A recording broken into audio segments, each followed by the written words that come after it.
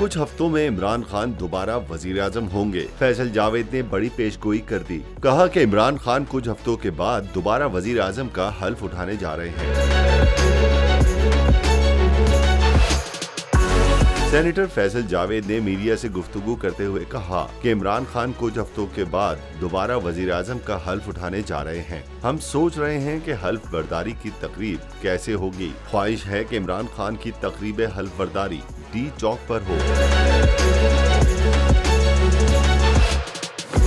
PTI रहनुमा ने कहा कि इमरान खान का जीना मरना पाकिस्तान में है, उनके बैरूने मुल्क असासे नहीं है। पाकिस्तान को दरपेश तमाम तर मसाइल का हल ही इलेक्शन में है। इलेक्शन होने हैं और फौरी होने हैं। मैं हूं इमरान रियाज खान। अब आप मुझे देख पाएंगे सिर्फ बोल न्यूज़।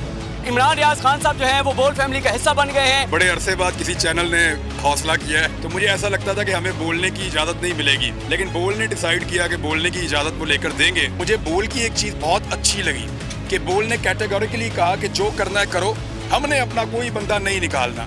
इमरान खान बोल के साथ जुम्मे से इतवार रात 10 बजे।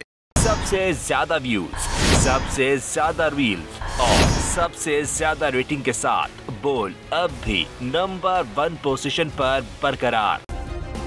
सब्सक्राइब करें और बेल दबाएं ताकि कोई खबर रह न जाए।